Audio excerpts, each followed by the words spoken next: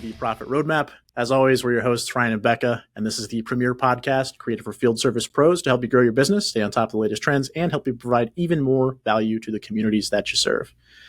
Now, today, we're excited to welcome a man who likely needs no introduction. We've got Jonathan Pototschnik with us, an entrepreneur, visionary, and co-founder of Service Autopilot, CitiTurf, and several other very successful businesses.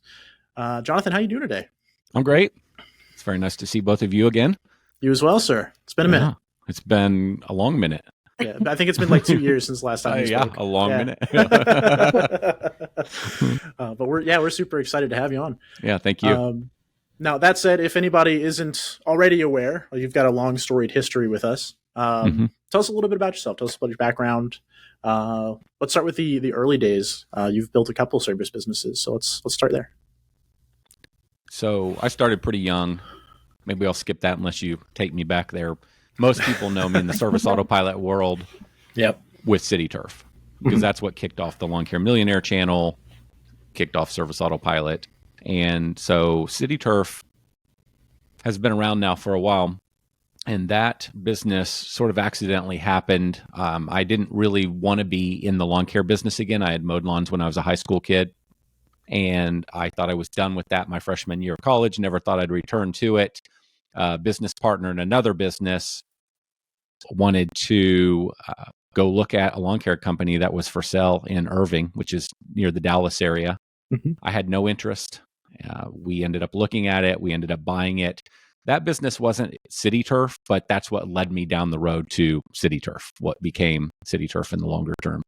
And so for the first many years of CitiTurf, I was working on a bunch of other businesses. I was still doing programming, consulting back then, and a variety of other businesses. So CitiTurf was always a part-time thing for me. And it's the thing that made me really start to learn how to do marketing correctly, meaning study it. It's the thing that helped me really learn how to hire and recruit and build a team. I learned a lot more of that at Service Autopilot, but CitiTurf was definitely the kickoff for that. So in those early days of CitiTurf, I was doing all the sales, doing all the estimates, talking on the phone, and trying to do that kind of stuff all around, the other things I had going on. And that's what the business looked like. And then eventually we started Service Autopilot, we being me and John Caldwell, who was my business partner in Service Autopilot. We started this. And once we got that going, I really couldn't spend much time on CitiTurf anymore. It had always been part-time, but I couldn't even really give it part-time anymore. Service Autopilot was all-consuming. And so the team we had at Service Autopilot, one specific person, but in general, the team rose up and started running that business. Beautiful. So what was it that actually led you guys into developing and putting out Service Autopilot? Was it just like there was a need in CitiTurf and you guys wanted to fill that, or was there some other external motivator? Yeah, John and I had wanted to get back to software. I skipped a whole lot of stuff I had done, but software was really where I wanted to be. I didn't want to be in lawn care. I was in cleaning. I never wanted to be in cleaning. I never wanted to be in the services. Not that I had an issue with the services. I just wanted to be in software. That's always what I wanted to do. But my first software company didn't make it. So after a few years, John and I, he was my business partner in that one as well, we threw in the towel. And I was forced into other things, and those other things became services. Now, I ended up really liking services, and to this day, I really continue to like them and will always stay in the service industry. I'm a big fan of home services. I like services businesses. I believe ran correctly, they can make a lot of money.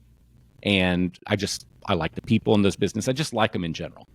So, but that wasn't what I wanted to do. I wanted to be in software. And so John and I were always talking about software ideas, something we could start and do that was product-based, because I had been doing software programming, like just consulting programming, and John had a job, plus he did contract work programming.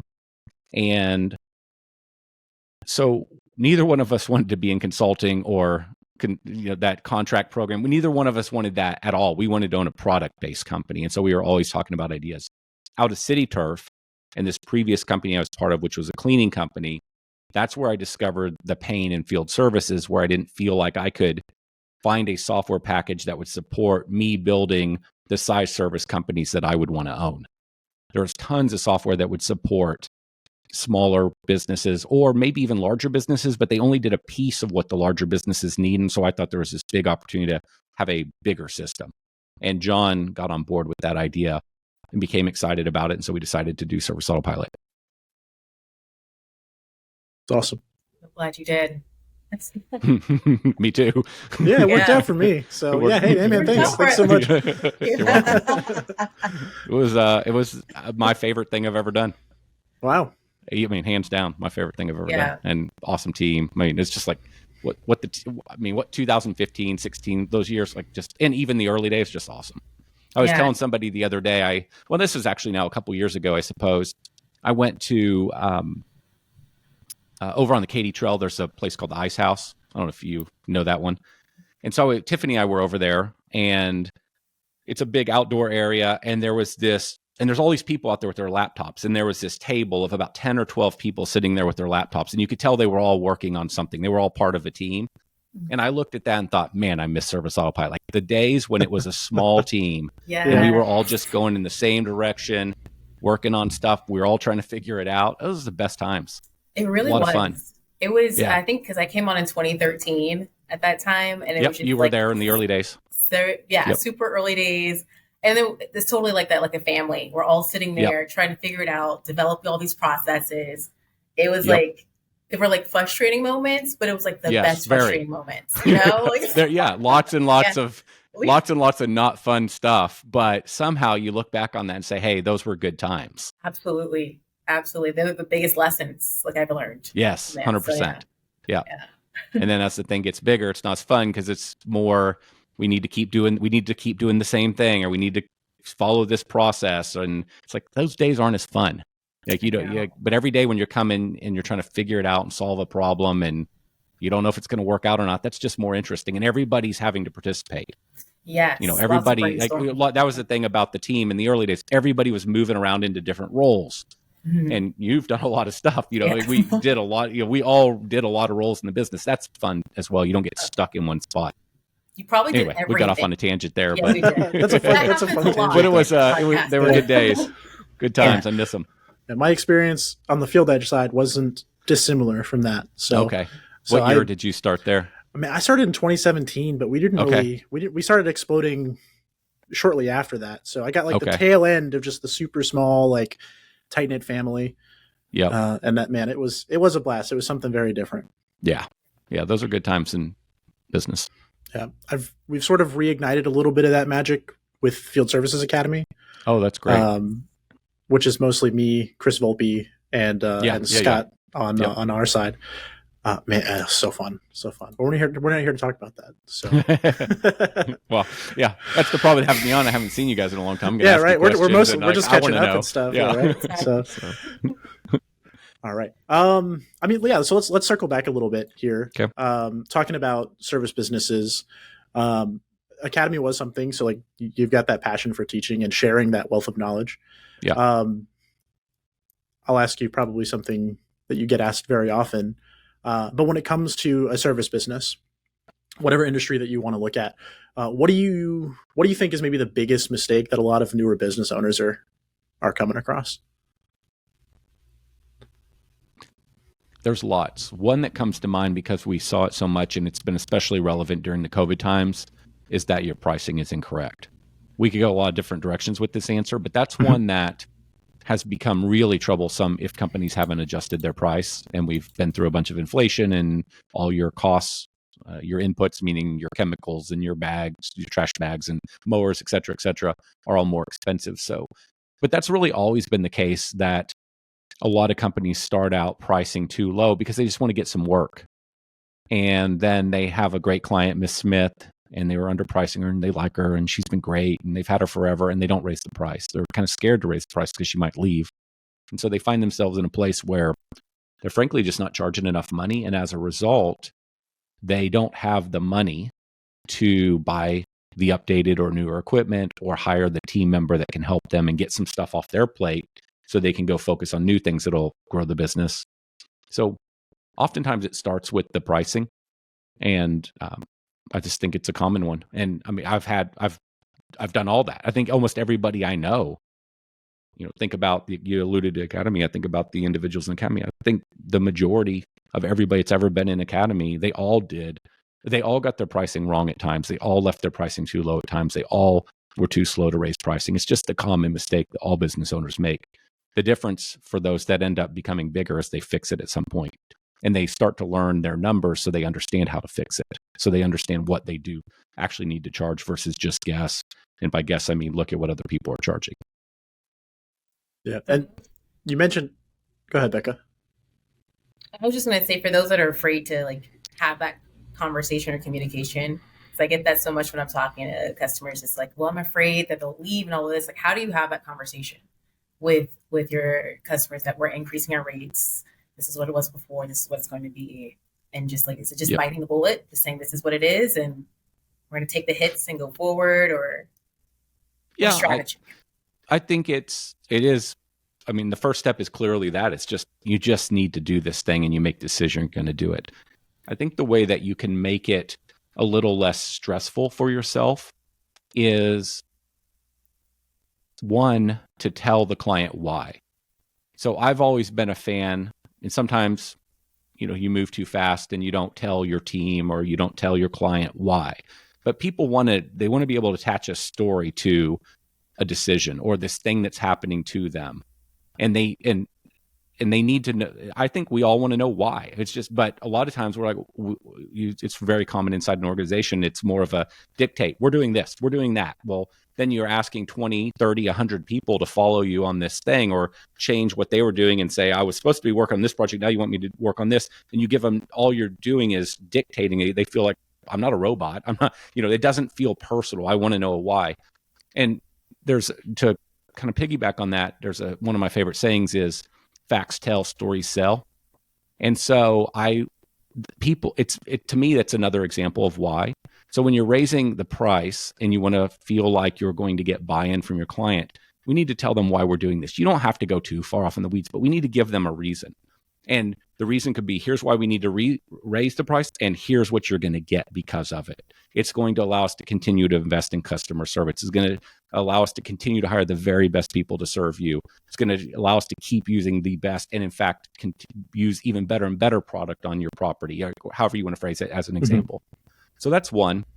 And then the other way that I think you can really de-risk the situation and make yourself feel better, and I strongly recommend this, is you first test the price. So let's say you have 100 clients and you want to raise the price. You could send them an email, you could send them a letter, you could have a one-on-one conversation. I think a one-on-one conversation is phenomenal if you have the courage to do it. The one-on-one conversation will let you hear the other person's reaction in tone, and you can talk back and forth, and maybe out of it, you'll hear their concerns. And they're, oh, okay, those are concerns. Now I have an idea of what I might need to address when I tell the rest of my clients. So if you had a few conversations, you heard what people were concerned about, then you could we'll call those objections. These are the things people push back on, like, oh, why are you raising the price?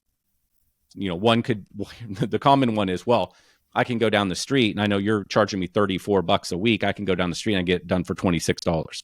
Well, you sure can, but let's explain why you really don't want the $26 service and what that comes with.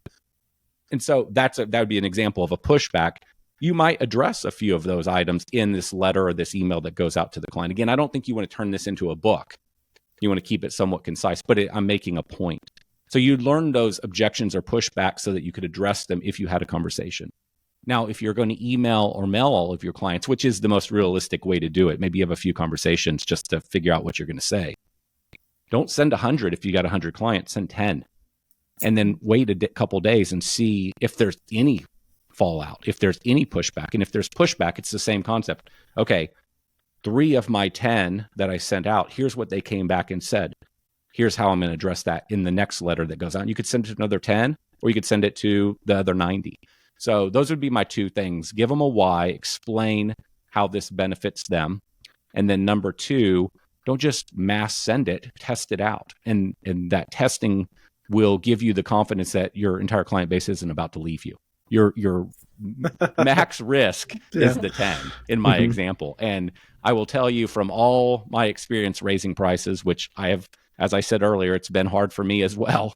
And we've been too slow and waited too long and et cetera, et cetera.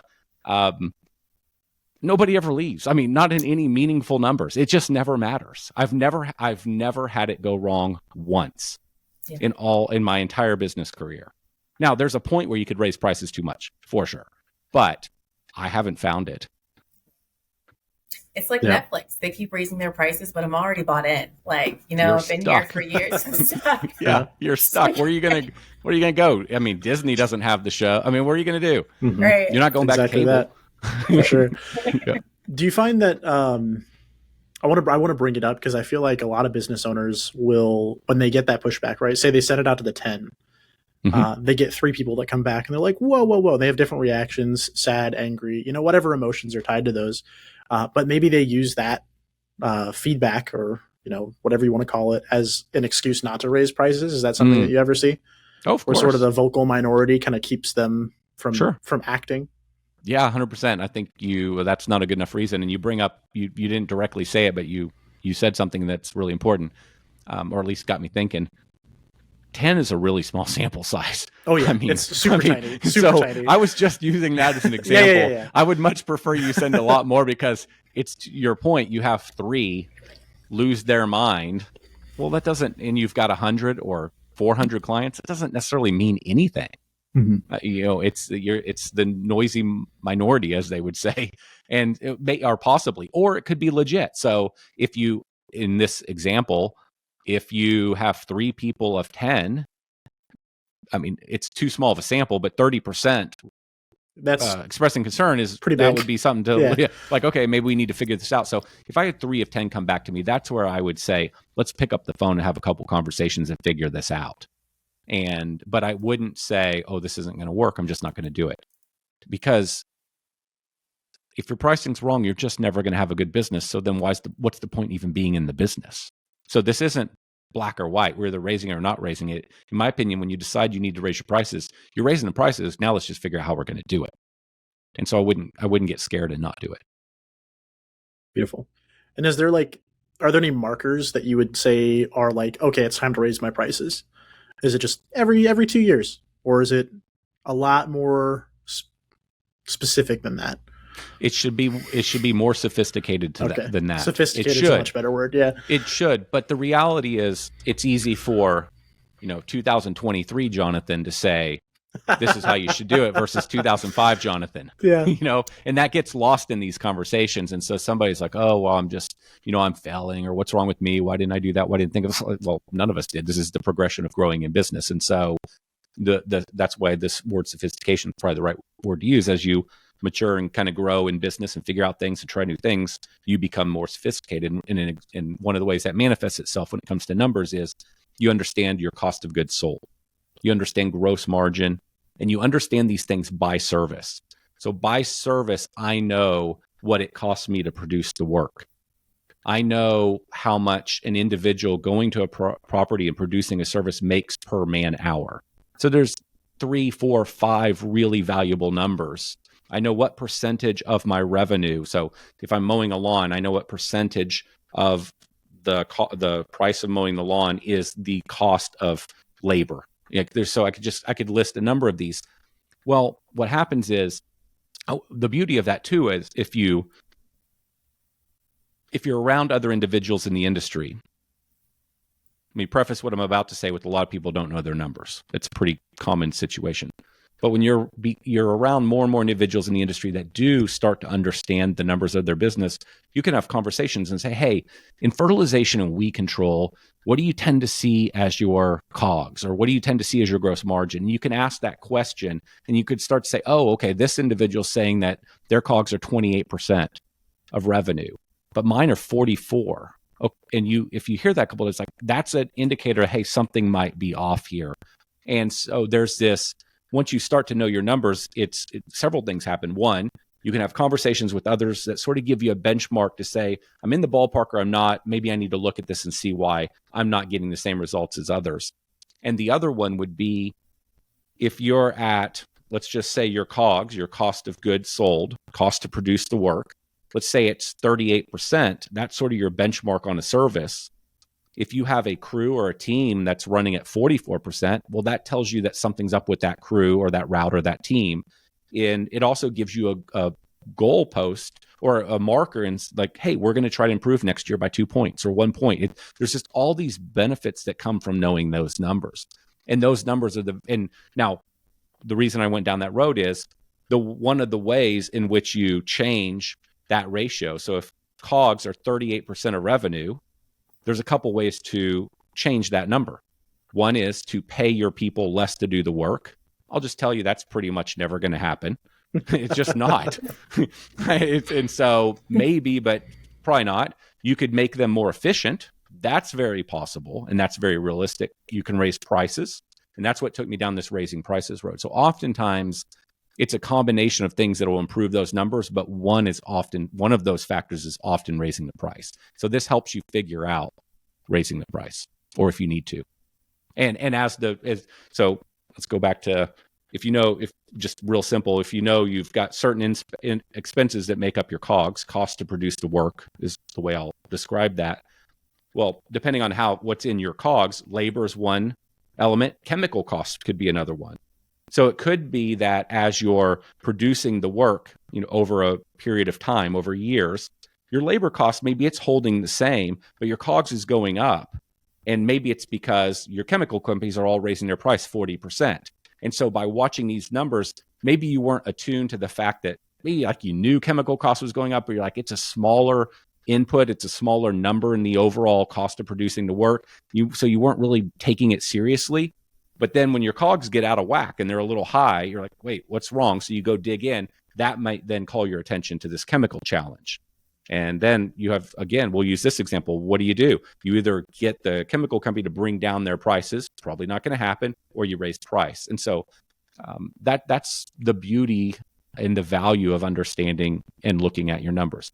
And I, again, will say sophisticated because it takes a while for a business to get there.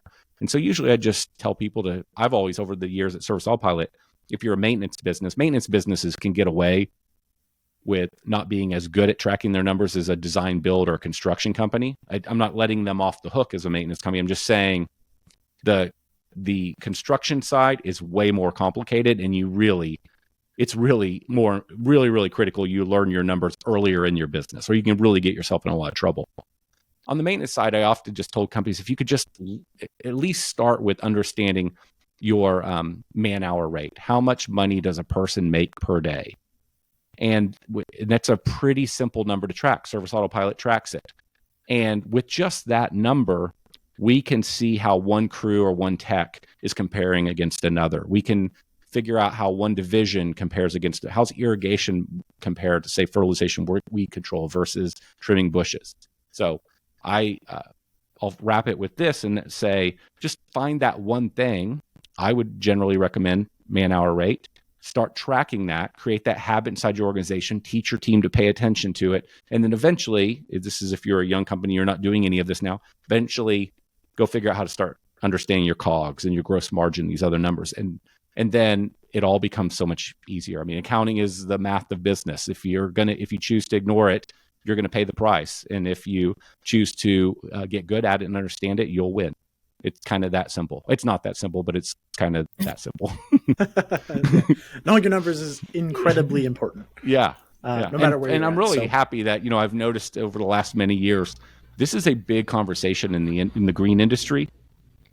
And I don't remember this being such something I'd hear so many different people talking about back in the earlier days of Service Autopilot. So I think the industry as a whole and younger businesses as a whole are getting smarter at this earlier in their business. So switching a little bit, but still under the same umbrella, what would you say are some of the main keys to success for service businesses? And then another question in that, would you say that a healthy fear of failure is important for success? To the second question, yes. We can elaborate on that, but yes. To the first question, we'll stay on the theme of a smaller business. So you're a smaller business progressing. So where this generally starts, in my opinion, is you need to get good at sales and marketing. And if you are selling really big ticket items, so you're selling, say, tree trimming, you're selling landscape installations, we could potentially put irrigation in this bucket. The sales, getting good at selling, physical out in the field, talking to another human being, selling is really critical. If you're doing lower ticket item things, mowing, fertilization, weed control, so they, by ticket, I mean, it's $40 to mow a lawn. It's $25,000 to do a landscape installation. The bigger the ticket, the bigger the price, more likely to close that sale. You've got a salesperson involved, which is usually you. On the smaller ticket stuff, it's more about marketing and getting your name out there, getting the phone to ring. And then I don't want to diminish it, but it's oftentimes more order taking than it is selling, answering questions. Not saying that sales shouldn't play a role in getting somebody to sign up for mowing or fertilization, weed control. I'm not saying that at all, but it's a very different sell. And so in both cases, the starting point in business is learning sales and marketing, because it's the key to either business, and it's the key, frankly, to both businesses. But I kind of give a differentiator of which might be a little bit more important in the early days, sales or marketing. So my belief is that as a smaller business, it's really important to learn sales and marketing. And for many that we're probably talking to now, it's a little more weighted to marketing, because you've got to somehow get your name out there and attract people to you to make that phone ring. And if you don't do this, you obviously will just never grow the business big enough to be able to afford somebody to help you out. And then over time, what generally happens if you don't get enough help fast enough, it's just exhausting. You start to burn out. And that's why so many people will drop out of the industry, or so many people will just be unsatisfied with a smaller business, but they'd like something a little bit bigger. And so it all starts with sales and marketing. The second phase is now people. And I'm not necessarily saying it's people when you hire your first person, because you really, through your first, let's call it 10 or 15 team members, you really just need to be very sales and marketing focused with a little bit of management. But as the business starts to get bigger, the whole game then becomes about people. It's about finding individuals that can help you grow the business, that can do things that you're not good at, can do things you hate doing, things that take all the energy away from you, just to help you build this thing. And so it shifts to becoming really critical to find and attract and build the right team. The problem is, if you never get the sales and marketing skills, you never learn them, you never get good at it. And most don't, because what we do see a lot of companies that will grow in our industry, and maybe they're $1 million business or $2 million business, and we hear them like, hey, they're a $2 million business, they're doing really good. But they took 15 years to get there, because it was a little bit of sales and marketing, but it was a lot of referrals. It was just like their name got out there. You saw the truck. It was Miss Smith referred, Jim down the street. And so the business grew into a $1 or $2 million business slowly. I'm talking about going a little more fast than that. And so if you don't want it to take 15 to 20 years, then you learn your sales and marketing skill. So now back to this people thing. Eventually it shifts to a people focus. But the problem is, it can never shift to a people focus unless you have the confidence that tomorrow 10 new clients are coming in to pay for the new individual you just hired. And so you live in this never-ending state of fear around hiring people when you don't have confidence that you have we'll use the word predictable revenue, or new revenue, be it recurring, or new revenue, meaning new clients coming in. And so that's why I gave it in this order. Number one, you've got to really figure out the sales and marketing thing. Then you've got to shift and really develop your skill set around building out the team. And then those two things just battle themselves forever. We got to have more revenue to pay for more team. As I get more team, I got to make sure we get more revenue. And they just kind of keep those things as best you can in balance. And, we ignored other things. Like, you got to figure out how to pay for this along the way. And the amount of money you have, if you don't have your pricing right, you don't have any money. If you have your pricing right and you're running an efficient business, you're able to save some money. That money you save allows you to invest in more people or more sales and marketing. So there's lots of other things you have to be worrying about. And so, but I'd say it starts with sales and marketing, and then it shifts to people. Beautiful. So there are something that gets said a lot. I don't know if you coined this or not, but I'll give you credit for it. Is that the things that get you to $500,000 aren't going to be the things that get you to $1 million, and $1 million to $2 million to $10 million, and so on. Sure. I think you might have been the first person I heard say it. So again, so you get credit for it. For sure, the first person. I have no idea. I know I've said that, but who knows where I got it? Yeah. So when it comes to that, and it comes to taking your business from whatever level you're at to the next level, what role do you think community coaching and mentoring has to play in that, or just education in general? Well, you know what answer I'm going to give you. I'm biased because I did the academy thing and Service Autopilot was very much a let's teach our clients. Yep. I always thought of this as a teaching business from the early days. I mean, part of our statement in our kind of our vision statement we shared with the team is we wanted to look back and have impacted the industry and the industry think differently because we existed in the space. That's what we told every team member when they joined our team. And so I've kind of believed that since the beginning. So my answer is very simple. This is the unlock. You can take 15 or 20 years and slowly grow your thing, or you can get to know other people in the industry that will just sort of say, why are you doing it that way? Why are you going so slow? Why do you believe you can't hire any employees? Because there are no good employees. Like there's a million things that are floating around your head. And when you get inside of another group around other individuals, those beliefs that you've been holding get destroyed because you see an example of somebody else. You're like, I'm as smart as him. I work as hard as him or her. I can do that too. And so that idea gets destroyed and you go for it. And so I think there's a knowledge gain that happens. And sometimes that knowledge gain is because there's some lesson that you consume and you learn, but oftentimes it's the conversations with the other people in the group. I'll give you the example that in our academy group, we had elite and we had regular, we had pro, and we had just launched the academy group. This is the end of 14. Our first session, I think, was in January of 2015, of sort of if I'm remembering correctly. And I remember in April of that year. And so it was we launched this group and essentially everybody was just coming on a webinar once a month. And I remember I was out for a run in April. So call it 4 months in. It's like my normal thing. I stay up till 3 o'clock in the morning. It's probably 1 o'clock in the morning. And I remember thinking, we have to get everybody together or everybody's going to leave this group.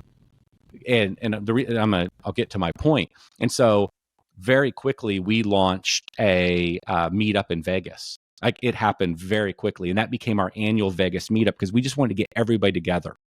And I think the magic in Academy was when we really started getting everybody together because of what I'm saying. It's not just about learning new information. That's part of it. It's about being around other people that keep you excited and energized and push you. And I like to use the word kind of help you keep your foot on the gas because you're seeing what's possible. You're seeing what others are doing and you want to keep up. So I just think it's the big unlock. And the whole time I did, not the whole time, but I'd say from probably 2012 or 13, when I was doing SA or Service Autopilot, there was never a time I wasn't in a group. I was always in a group of some kind myself. That's where they weren't like Academy; they were different. But I've lived this for a long time. I didn't always. Earlier on in the business, like when I was way younger, I'd look at stuff as $300 a month. Like $300 a month. I don't know. I did all the same stuff everybody else does. But once I got into my first good group, I never wasn't in a group again. I'm still in a group today and I don't even own a business. So, well, I guess I do. I own CitiTurf, but I don't do anything with it. So I don't feel like, I don't have anywhere to apply my skills right now. And so, but I'm still in something and I will always be. I think it's that valuable. Yeah. I didn't intend for this. Well, I kind of let it there, but I didn't intend for this to become a plug for Academy. But even now, Academy looks wildly different today than it did, 5-10 years ago. But still at the core of it is that community. I think it's just, there's a lot of coaching groups that have now popped up in the green industry. And when we started Academy, there really weren't many. I can think of a guy named Jeffrey Scott had one. I didn't really know much about it. He was up in the Northeast. And then Marty Grunder had one. I think Marty's maybe in the Ohio area. I can't really name anybody else that had anything.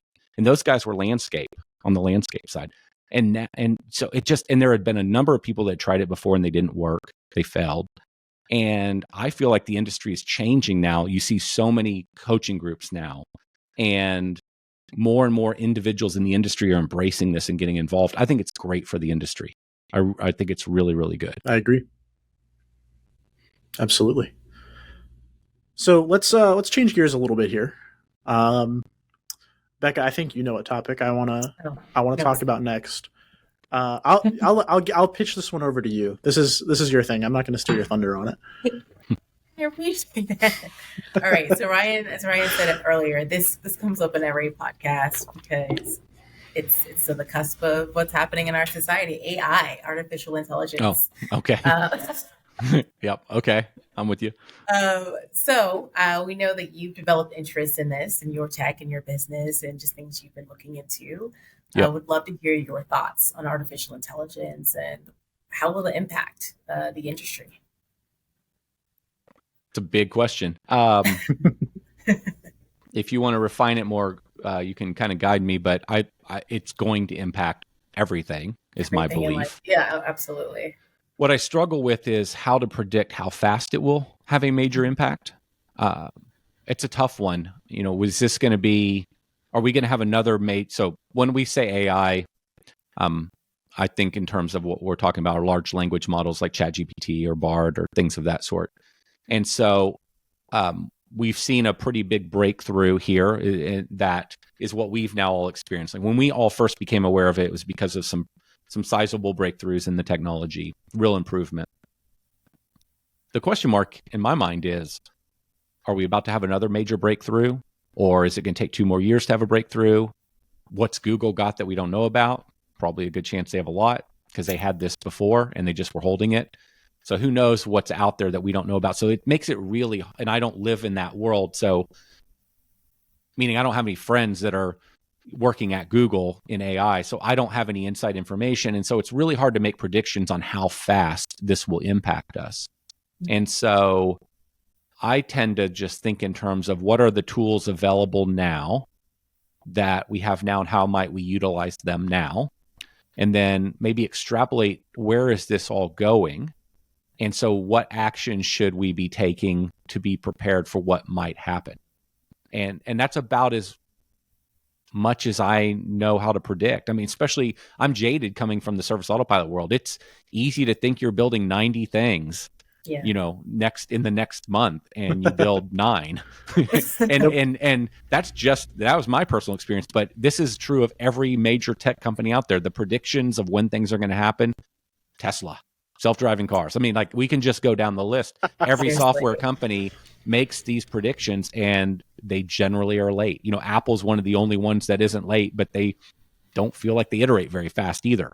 And so I'm a little jaded in that it's like I don't always buy the hype, but I don't want to meaning that I don't think that next year our whole world is completely different. I may be wrong, but I just don't buy it. I think it's going to take a while.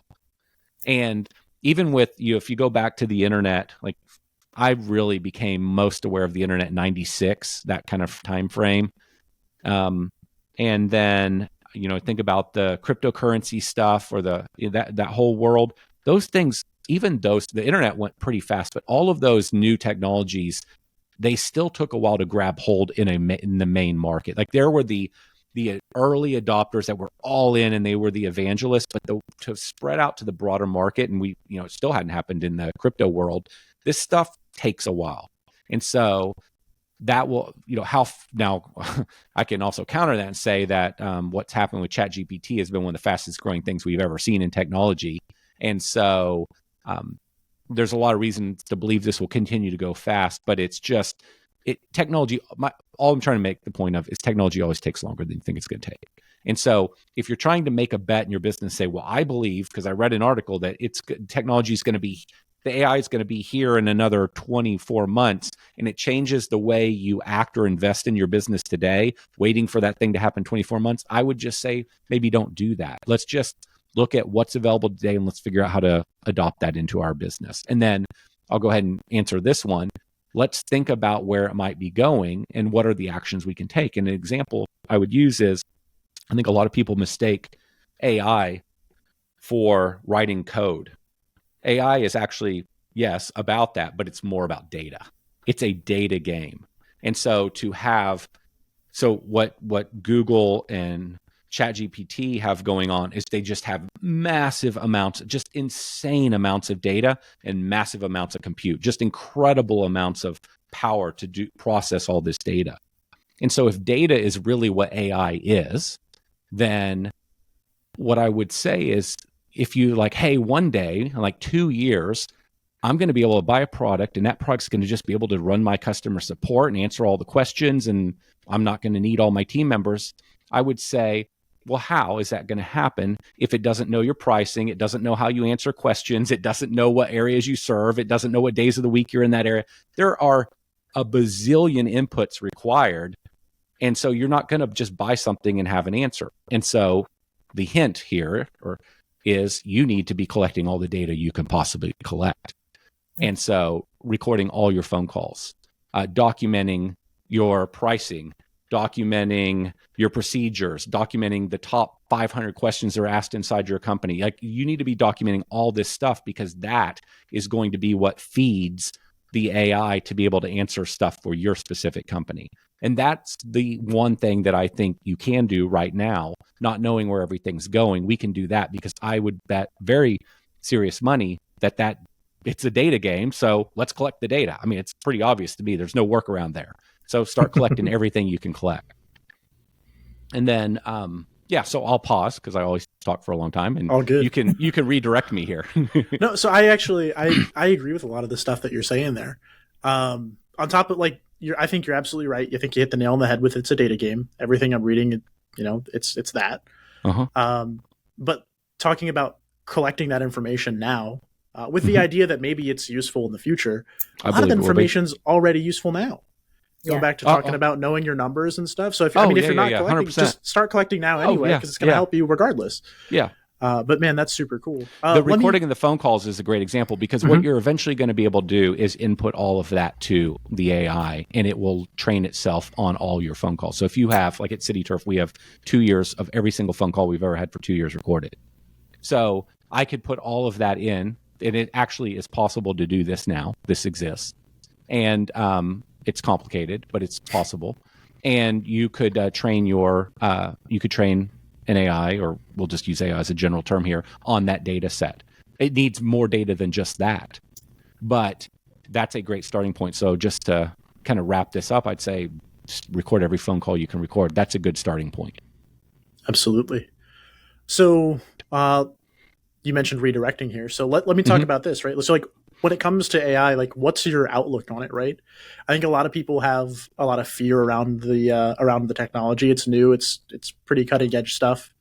A lot of people are like, it's going to get rid of jobs and stuff.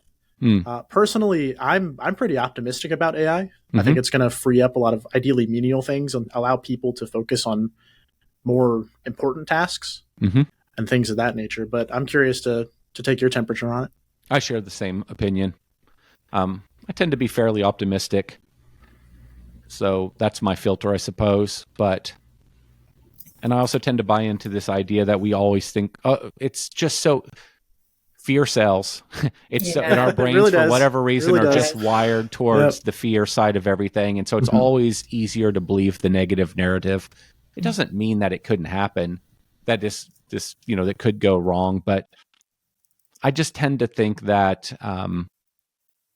I'm not really worried about that. I see this as working out well. I see us as having lots of breakthroughs in society because of AI.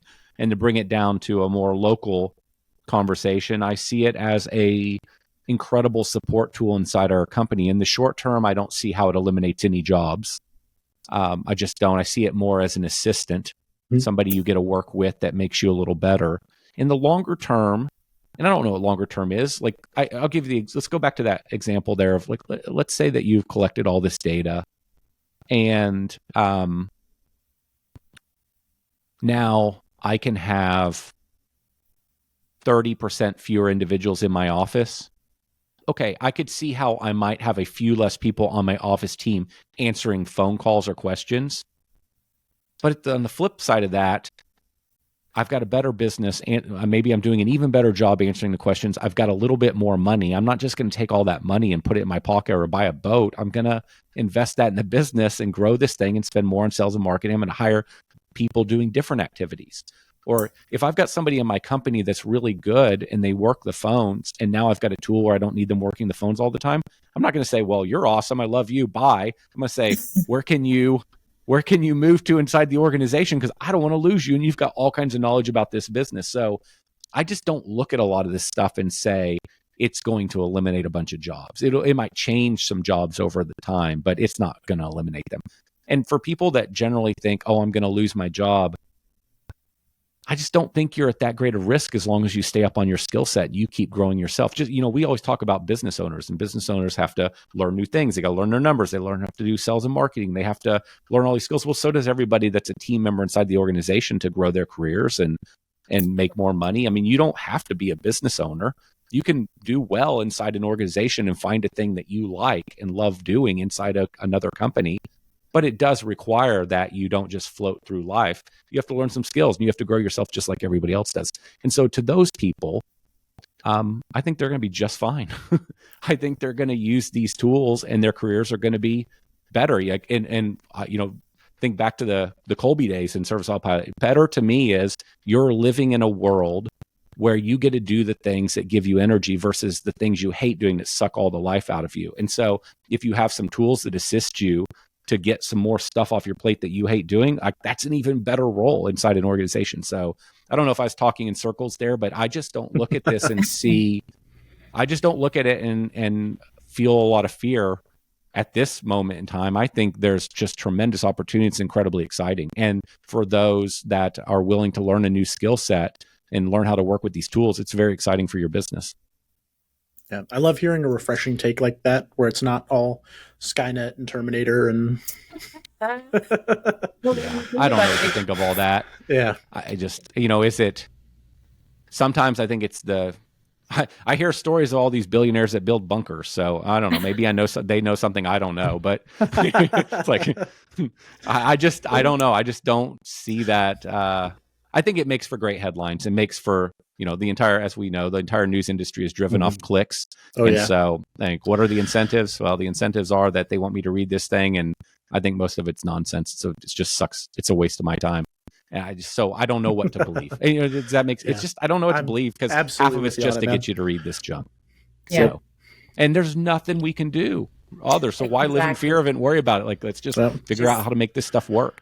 Yep, exactly. I'll deal with it when I have to. Yeah. Exactly. But if I had billions of dollars, I'd have a bunker to have it and why hopefully not? never need it, right? Yeah, why not? Just for fun. Yeah. So. Love that. Speaking of the Colby score thing, I still have that next to my name, and I even use it with my mom. I'm like, Mom, I'm a quick start. I'm sorry. I can't. There you go. Yep. Yeah. For anybody listening that's not familiar with Colby, it's something that I don't want to steal the thunder on it. I'm on the field edge side of the house, but I'm like one of 5 people on the field edge side that's done Colby. Okay. But inside of our, it's like a personality, for those of you listening, it's like a personality quiz, and it assigns you numbers in like different aspects of your personality, ranging from 1 to 9, I believe. 10. Is it 10? 1 to 10. Yep.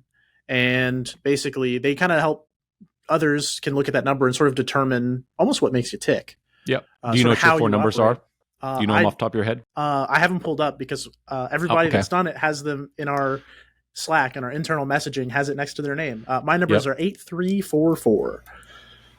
You love facts and details. You need facts and details to make decisions. You're going to research like crazy. You could over-research potentially, but you get enjoyment out of it. It doesn't suck the life out of you.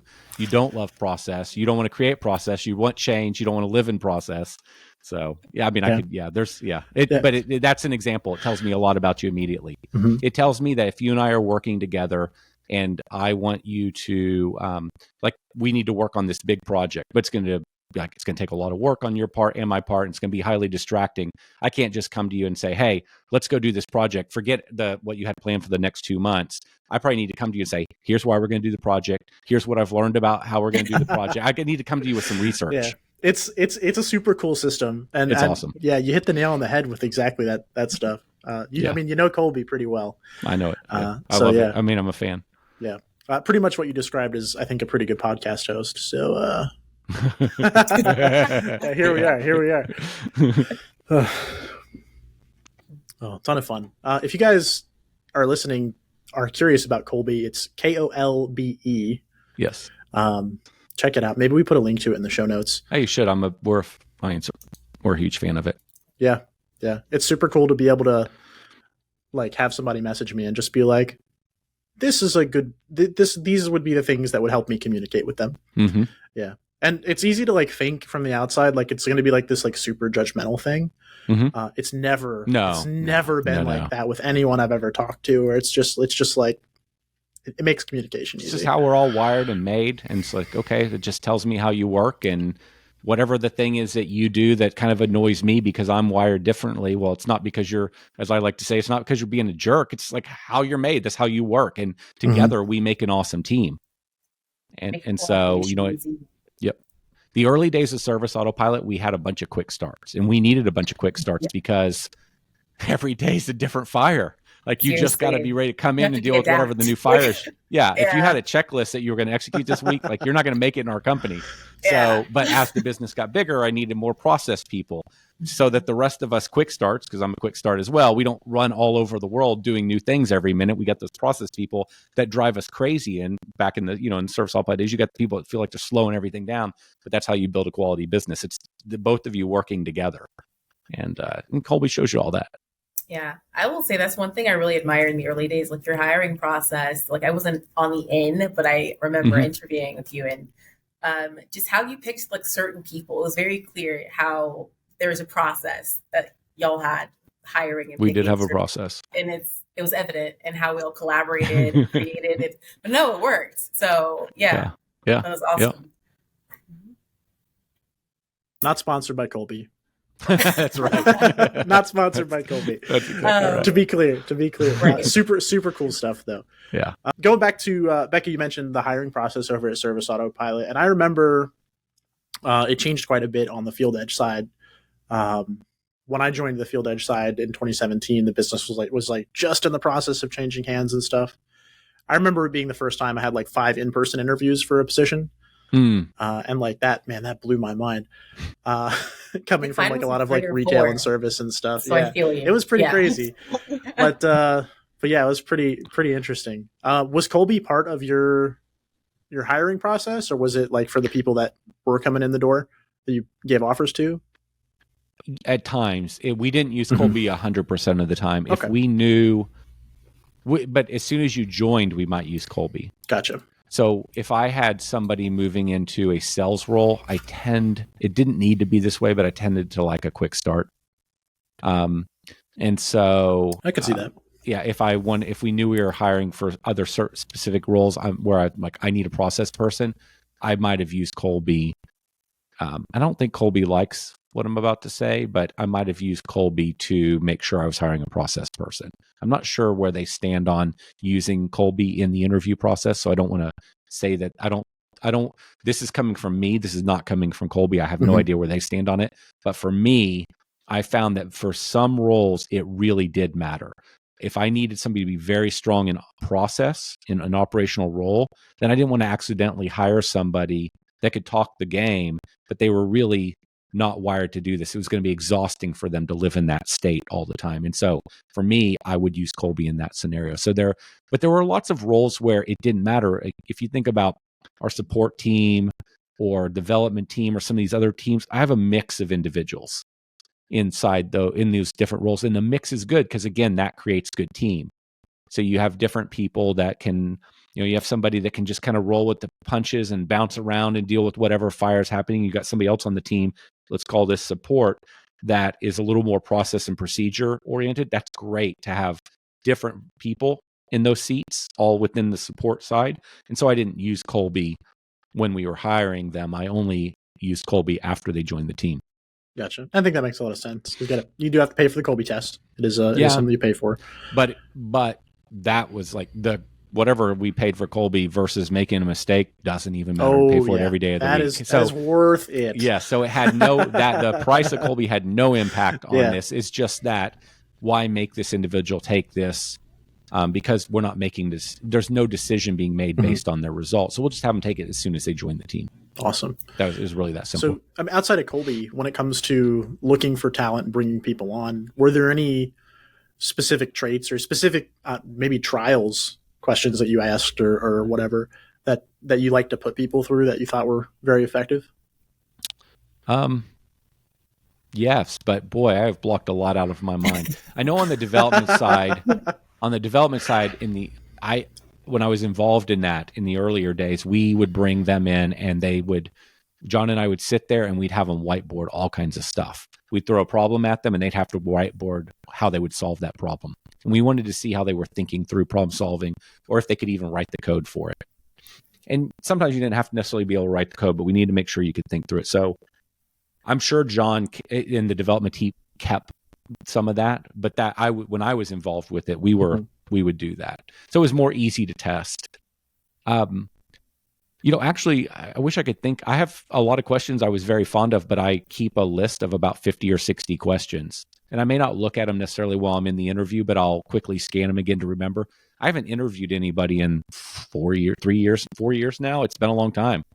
And so I can't remember all my questions. I'll have to review that someday when I get back to, yeah. It's all good.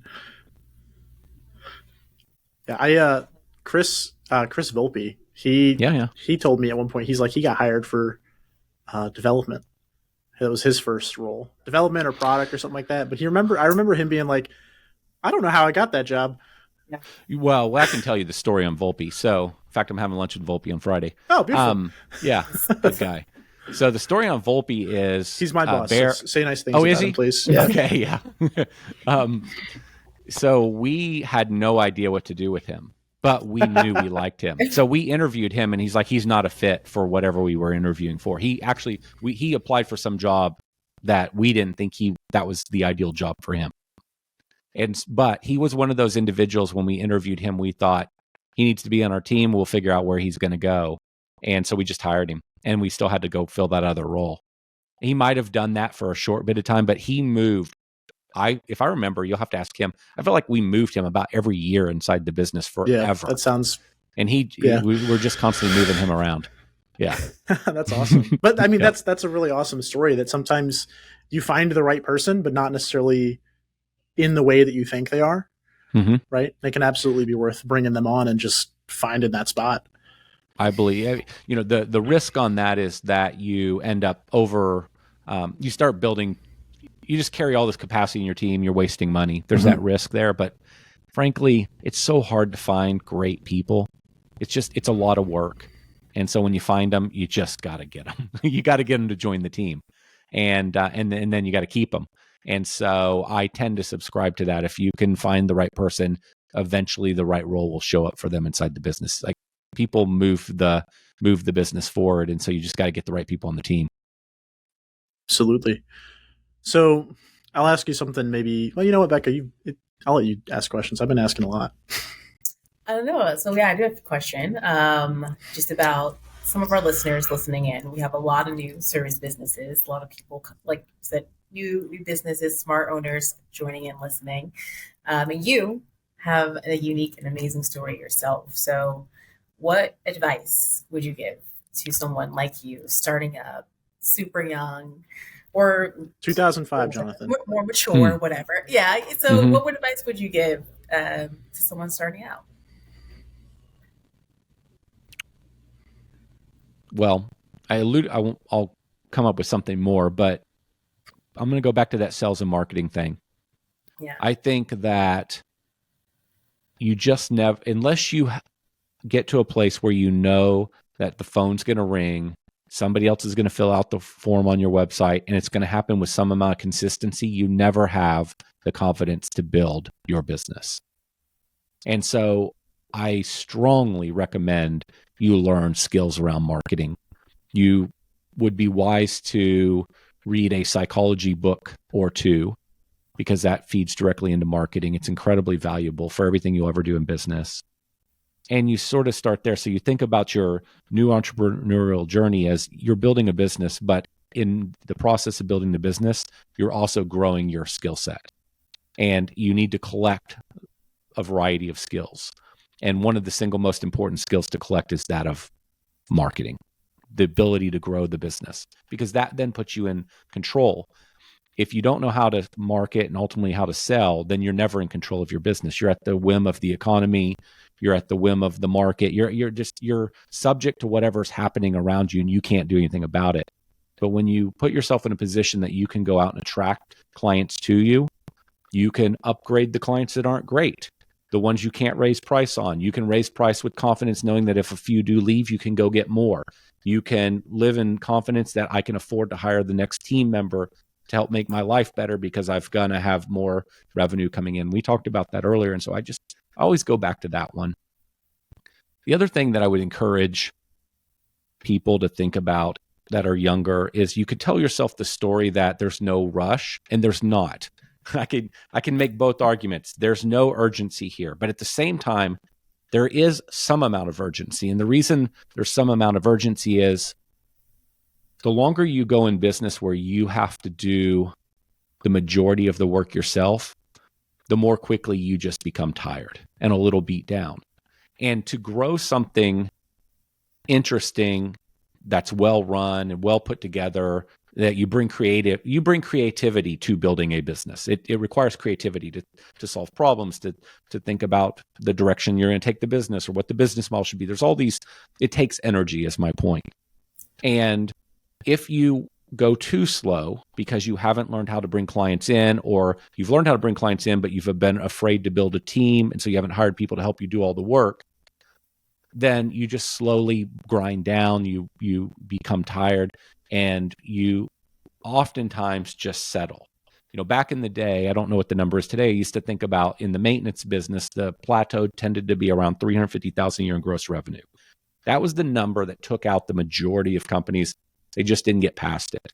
And in the landscape area side, the construction or design build, it tended to be somewhere around 500. These were my observations. Whether or not they're accurate or not, they're probably directionally accurate.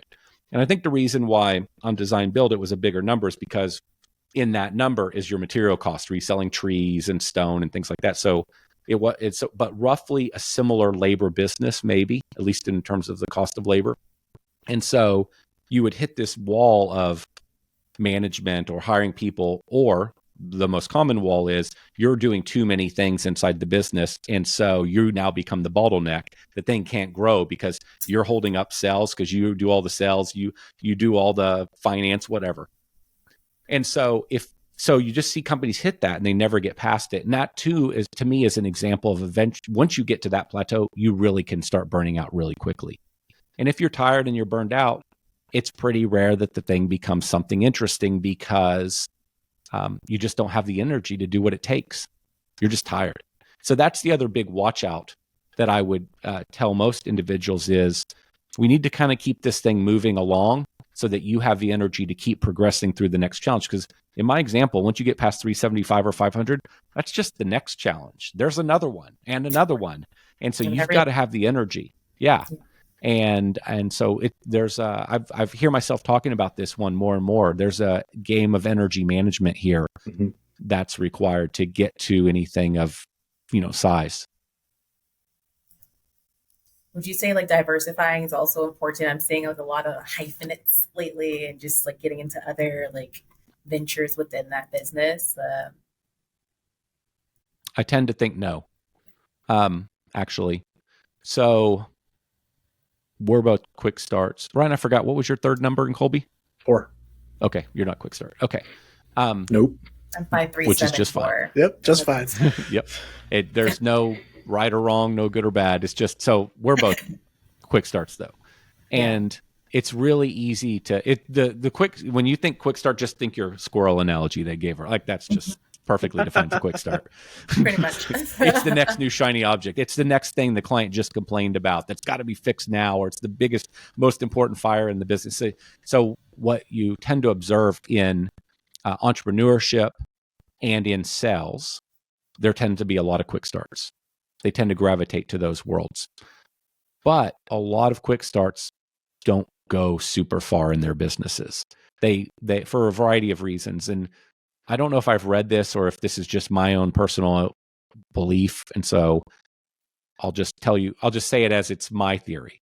And my theory is that a quick start's really good about getting out there and dealing with the fires and jumping around and selling and marketing. It doesn't mean they're good at sales and marketing, but they're just good at bouncing around, doing what it takes in those early days to just deal with whatever is going on. Maybe there's a problem, then just sort of like tomorrow when they wake up, they forget about that problem because there's something new to deal with. And so there's this value in the early days of letting fires burn, just Like, I'll fix that problem later. It doesn't mean you don't deal with problems, but it's easier for a quick start to let stuff go. And that's kind of valuable in the early days of business. But as that business starts to get a little bit bigger and you're not on top of things operationally, and you are jumping around to the next great idea, the business, back to my example, it just plateaus. And that's when it becomes absolutely imperative to partner yourself with operationally minded people.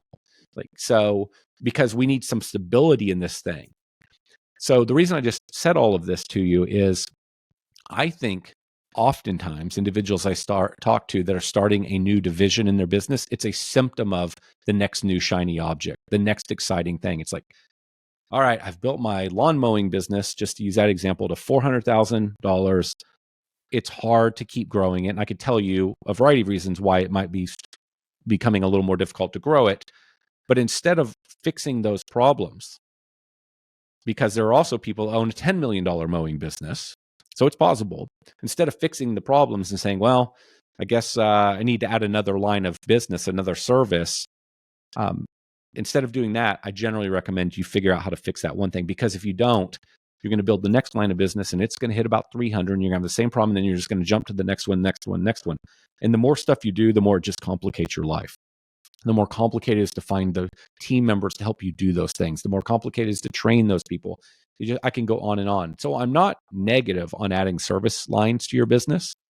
I'm not negative on diversifying at all. I'm just saying it's really, you need to be careful that you're not doing it too early. As the business matures, I think diversification is very smart. CitiTurf's a great example of this. We were a very heavy mowing and bed and bush type company for the longest time. We did other services, fertilization, weed control, but now we're more of a fertilization and weed control business than we are the other service. Like, we've changed the business. So we still do millions and millions of dollars mowing lawns, but we do more doing fertilization, weed control. We do pest control. We do tree and shrub like health. And the reason I mention that is we transitioned the business and the revenue of the business to that model. So I'm a fan of that stuff, because what we were looking at is where's the margin? And so margins were deteriorating in mowing, but they were strong in these other service items or areas. So we took the business that direction. To me, that's smart, that's savvy. And I think there's a time to do that. You just have to be careful not to do that too soon. So you'll see lots of companies that are doing lots of things, and sometimes those companies get big, but the majority of the time they don't, because they've got too many moving parts. Beautiful. So a lot of words getting thrown around, such as lawn care and millionaire.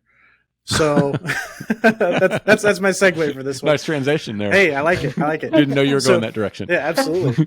So that said, I had a note come across my desk earlier. It says you're going to help us out with the next phase of Lawn Care Millionaire. Is that right? I am. I sure am. In fact, I've got to record a couple of videos this weekend. Oh, beautiful. That's super exciting. Yeah. Yep. I'll be super excited to see that stuff. Yep. So cool. I don't know exactly, internally what date that stuff's going to launch, but I know for the next year, roughly, I'm going to be helping out a bit. That's super cool. Yep. I figured I'd get the information from the source instead of going back and asking the team and stuff. Word of mouth. Yeah. Yep. Yeah. I don't know what there's some new stuff coming to the channel. I don't know when they're going to make it public, but yeah, they've got plans for it. And I looked at the channel for the first time the other day, and I think it's been 3.5 years since I've put anything. I think it's been 3 years since anybody's posted on that channel. It's been probably 3 to 4 years, I'd guess 4 since I've posted. So yeah, it's cool that I'm really excited that they're going to start working on it again. That is super cool. I don't know what's going on in the background or like what they've got planned for it, but the fact that they're kind of hitting it with the defibrillator and getting it going again is super exciting. Yeah, they've got plans that I think are smart, and I think people will enjoy it. Beautiful. For the tease. Yeah. Yeah, right. There's your plug. There's your plug, everybody. Yeah. Lawn Care Millionaire. Go check it out. Exactly. Okay, so with the time we do have remaining, I have to ask Jonathan, do you ever sit back and just think like Service Autopilot, like all the things you've done, like so much is like sprouted off from this idea, this business you created, businesses you've helped, even on internally as an employee on this side. how I've been able to grow. So many other people have been able to grow. People have gone off, started other businesses. Like, do you really just take a moment and say, like, I'm proud. I'm proud of what I. Oh, I'm proud of it. Yeah. Very much. I'm very proud of it. I'm very thankful for it. It was, like I told you earlier, it's my favorite thing I've ever done. I personally grew a ton doing it, learned a lot doing it. I loved the Service Autopilot. I mean, I loved the Service Autopilot team. And, as I was moving on from the business, that was the hardest part, pretty close to the hardest part, is leaving the team. And the clients too. I mean, we very much cared about the market that we were serving and the clients we were serving. I have always believed, I think it's very true, we made our decisions internally. I don't remember us really sitting around Service Autopilot World saying, well, this will make us $5 extra, or that'll make us $3. Let's do this. We were always talking in terms of the member. I felt like that was the heart of the company, is we wanted to take care of the member. And I think that's why we ended up with the business we ended up with. And then I think that's why maybe the team stuck around, is, it wasn't just all about the next, it was a business, you need to make money, but it wasn't all just about the next penny. So I didn't quite answer your question, but I feel very proud of that business and very strong, feel strongly about it. Awesome. Thank you, Jonathan. Thank you. You were a part of it. Appreciate it. Yeah, it's been an awesome journey. I've grown a lot too as a person. Just it's changed my life. So that's awesome. I'm grateful. That's awesome. Absolutely. I am too. Thank you. Thank you. All right, folks. Jonathan, thank you for being a guest on the Profit Roadmap podcast with us today. If people want to learn more about you, look you up, chat, where should they find you? Where should they reach out? I've gone dark for the last 3 years. There's really only one way they could find me, and it's Facebook, and I've never posted on Facebook. Okay. But that's the place to find me. If you want to figure out what I'm going to do next, that's how you'll hear about it. So you could, Pototschnik, terrible last name for tracking somebody down online, but P-O-T-O-T, just start there, Pototschnik. Yep. And find me on Facebook and send me a friend request, and I'll accept you. And eventually you'll find out what I'm doing next. About the time I find out what I'm doing next. Hey, take your time. Figure it out. I am. Seriously. Thank you. Well, thank you everyone for listening to the Profit Roadmap. Remember, you can listen to this show on all major streaming platforms, including Apple, YouTube, Spotify, and more. Be sure to visit our show notes at serviceautopilot.com/podcast to get the links to all topics we discussed in today's show. And if you have questions, you have guest recommendations, or if you want to come and chill with Ryan, myself for an hour, please come. Email us at the Profit Roadmap at Explore Technologies. That is spelled XPLOR Technologies.com. If you enjoyed today's show, please tell a friend. Great seeing both of you. You as well, sir. It was too long. So agreed. Enjoyed it. Thank you. Until next time. Yeah. All right. All right, Jonathan, take it easy. Thank you so much. All right. Thank you. Bye.